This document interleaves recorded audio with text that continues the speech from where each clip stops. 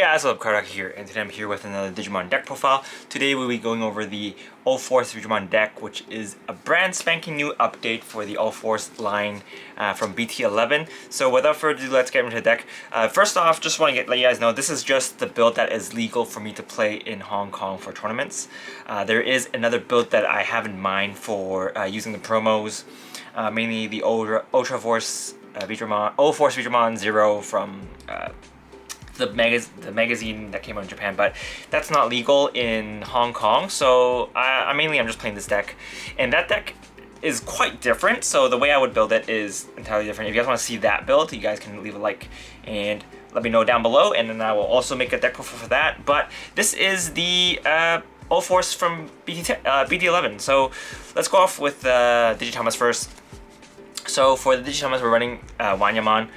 So this is the ideal Digitama for this deck, because this deck does rely on a lot of Tamers, and the requirements are fairly simple. You just need to have a blue Tamer on the field for you to get the draw one when you attack. So yeah, definitely better than the other Demi-Vmons that we have in our option right now, even better than the Upamon, since this deck doesn't really have any source strip, so you can't really maximize the efficiency for the Upamon. But yeah, Wanyamon, I think this Digitama is going to be useful in a lot of decks, so I'm very happy that they made it a common. Alright, next let's move on to the level 6s. So this is the UlforceVeedramon from BT-11. So it's got 3 skills, all of them are pretty good. On evolution, you can play a blue Tamer from your hand for free. So that fixes a lot of problem that this deck previously had, just because you didn't really have a way to play your Tamers without, passing turn and whatnot. So this will kind of help you out with that. And the second skill is whenever a Tamer is placed, you can make this card active. So it combos really well with the level 5 UlforceVeedramon. And then once per turn, when this card is active, you can bounce a level 3 or lower Digimon back to your opponent's hand, and then you get +1 level for every Tamer you have on the field. So this is very, very powerful removal. Of course, there's a lot of decks that prevent spinning, bouncing, sorry. But I think that it is a way for you to have some removal, so definitely really good. So we're running 4 of those. Next, we're running 2 of the UlforceVeedramon from the BT2. Mainly we're running this just because we are running a lot of Rinas that just rest themselves whenever your Ulforce are rested, so you can make this card active pretty easily. Level 6s, I'm still playing around with. Obviously for my other Ulforce build, it's going to use the other UlforceVeedramon, the Veedramon Zero. But for this deck, I think the BT2 one is actually pretty good. Obviously for the Tamers, you can't fully take advantage of this card because it doesn't have an on evolution ability, but it's good for what it does. So it's okay. So yeah, we'll start off with 2 for now, and then we are going to be running 4 of the UlforceVeedramon from BT-11. So this one has a main effect. It's just on the main phase, you can rest this card to look at the top 3 cards of your deck, and then you add all the Tamers to your hand. So this is really good for obviously building the Tamers in your hand so you can combo with your Ulforce. And then the inherit skill, on attack, you can activate one of your Rina's on play abilities. So you can kind of take advantage of either the BT2 Rina or the BT-11 Rina. Depends on what you need. Alright, next for the other UlforceVeedramon, we are running the ST8 UlforceVeedramon. Mainly this one's here for the jamming, so if you don't have this card to use for its main skill, you can still use this to attack to get 1 damage in, and then you can Digivolve into your Ulforce, and when you play a Tamer, you can still make this active again, so you can just go for another attack if you have enough memory to do so. And obviously its inherit skill is also very strong. It gives you an extra security check if you have 8 or more cards in your hand, which is fairly simple to do in this deck. So this card just helps you win games faster. There are problems with this deck, but we're going to talk about those later. So let's go on with the level 4s. So we are going to be running we're going to be running the new BT-11 Veedramon. So mainly it's here for the inherit skill. Whenever a blue tamer is placed, you get +1 memory, so you get kind of a discount on your tamer plays, or you even get memory for playing a tamer if you have the UlforceVeedramon. So not bad. It pretty much makes this, if you do have this as an inherit source and you digivolve this and play tamer, it pretty much makes it inherit cost, its digievolution cost 3, or even if you have Veedramon, you can make it a 2 cost evolution. So quite good. So there is that. Of course, if you do have this and you hardcast a tamer to unbrick yourself or something, you still get that extra draw, so it does help you get more cards in your hand to use for later. Next, we are going to be running 4 of the BT-2 Veedramon. So this is the one that gets jamming if you have a blue tamer on the field. Mainly we're running this one just to get some cheap shots in. This one you can pretty much run with any other Veedramon if you want. You can even run the Veedramon 0, which I don't think is that great in this build. I think if you run attack with that Digimon, anyway, you should just use this so you can have jamming, so you get the protection from bigger Digimon. But yeah, this card is just mainly here for you to attack when you are kind of stuck, and it is searchable, so that's definitely a plus. Next, we are going to be running 4 of the ST8 Veedramon. So before that, I was actually running XVmon. My build was a little bit different when I first built this deck, but I'm running this mainly because its play cost is 4. So that's actually kind of important, because when you do brick, having a 4 cost to play is pretty important. It helps, you know, it puts you less at advantage, and if your opponent has resetters and stuff, you can kind of play around that. So if you can see, all our level 5s, they kind of have different play costs. We have a 4 cost play, 5 cost play, and a 6 cost play. So helps you give some options.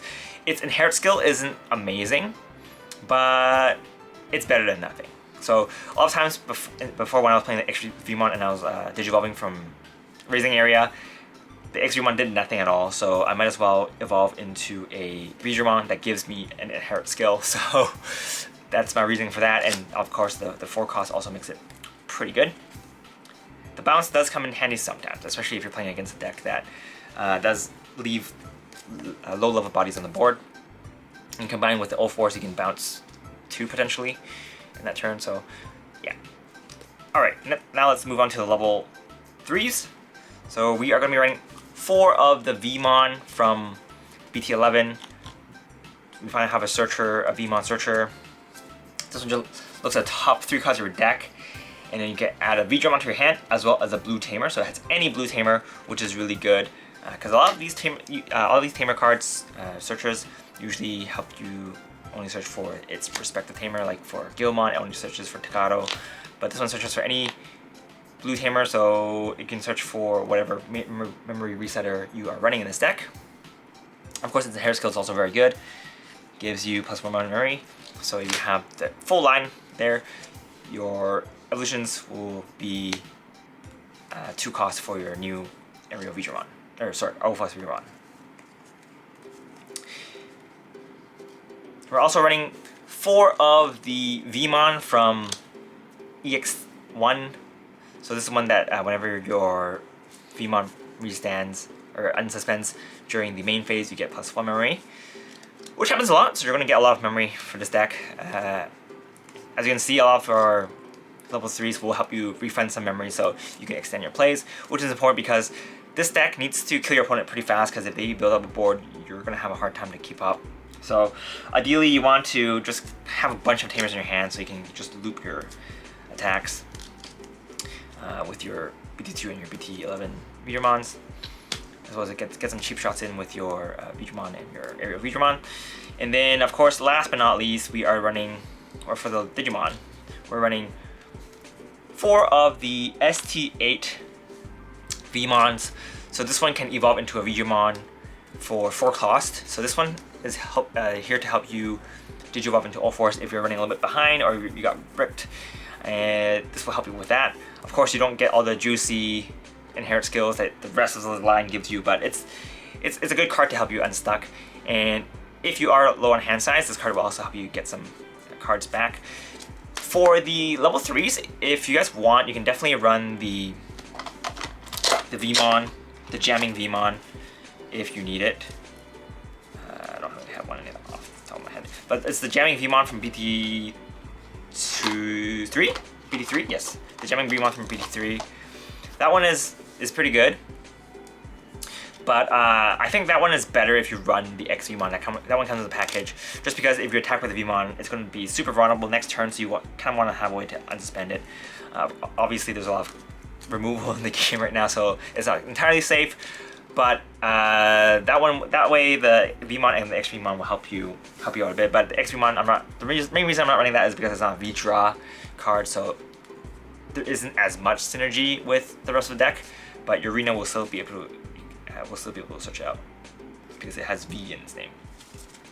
Alright, next let's go on to the Tamers. So for the Tamers, we are running 3 Arenas from BT-11. You don't really need to run this one at 4 because it's on play skill. Even if you proc it multiple times, it doesn't really do much if you only have 1 Digimon on the board. If you have 2, then that's fine, but mainly we're here. It's here because you can activate one of your Veedramon's on evolution skills again. So this one will help you place another Tamer, which will help you unsuspend it again when you attack. And then once that is played, you can unsuspend this because of its skill. And then of course, this one also helps you get 1 memory whenever your blue Digimon unsuspends. So yeah, pretty good. And then it also gives your V or Veedramon blocker and evade. So it gives a little bit of protection. It doesn't entirely evade bounces and devolves and whatnot, but better than nothing. So next we are going to be running 4 of the Arenas from BT2. So this Arena will help you search. On play, helps you search for a V card. Top 3, that's a V card. And then its other skill is whenever your blue Digimon attacks, you can rest this Tamer to give it plus 1000 power. Your Veemon, your UlforceVeedramons do not have jamming, so they are susceptible to getting destroyed by battle from security. So this will definitely help it out a bit to prevent that. But yeah, a lot of times you're going to be using this on-play skill a lot when you're using your inherit skill from your area Veedramon, just because your searches are actually really good. It helps you thin your deck out and get combo pieces for next turn and whatnot. So it's actually a lot better than what some people might think it is. I think a lot of times before this set came out, people were like, oh, why is people sculpting Rina? She's not really that great, but she's actually pretty good. Obviously, you can run this at 3 if you want, but I'm running 7 Rinas just because it'll help me. You really need to play those Tamers in order for your loop to go off. So it's important to have at least 1 or 2 in these hand by the time you go into Digimon. Next, we're running Davis. So this card is definitely changeable for the Koshiro from I forgot, BT9 or BT9, I think. Yeah, I think it's BT9. Yes, because that one rests when you attack, so you can proc your Veedramon. But I like this one just because you get that search, so it helps you unbreak yourself again. But it's definitely up to you guys, because a lot of times you are going to get a lot of cards in your hand, so there's a chance that your Koshiro you can't get that draw off your Koshiro by the time you play it. But Davis is always online as long as you play it, so up to you guys. But yeah, both of the Tamers are definitely okay for this deck, in my opinion. Next, we are going to be running 2 of the blue memory boosts. So this just helps you get more memory. It helps you set up for your turn when you need it, and obviously helps you unbrick yourself. You can get some combo pieces, because there's different times you need different Veemons and Veedramons for your evolution lines. So I think having the optimal tower is how you can win with this deck easier. So, you know, having this card is pretty important. And of course, we're going to be running 1 Ice Ball just because we can. This card does still put in a lot of work whenever you are bricked or you're trying to save yourself from an onslaught of attacks for one turn. So yeah, we're running one Ice Ball. But that's pretty much it for this deck, guys. It's a very, very fun deck to play, and I think this deck still has a little bit of problems just because whenever you get stuck, it's pretty hard to catch back. Especially since the current meta, there's a lot of decks that aren't as combo piece reliant as this deck. But I still think this deck is pretty fun, pretty good, pretty fun. And it's definitely better than not getting any support for UlforceVeedramon. But yeah, I hope we can get a UlForce Future Mode or X Antibody soon, just because I want to play with this deck for a lot longer. And yeah, that's pretty much it for this deck profile, guys. Hope you guys enjoyed it. If you guys want to support the channel, feel free to use the links down below. But what do you guys think about UlForce? Do you guys like it? Do you guys like this deck more than the Digimon deck? This deck, I feel like it's a lot easier to use than the Digimon deck, just because it's not as reliant on your opponent having stuff on the board for you to pop in order to get your security checks. But both of them are still my favorite Digimon, so I'm going to try to max priority this deck as well.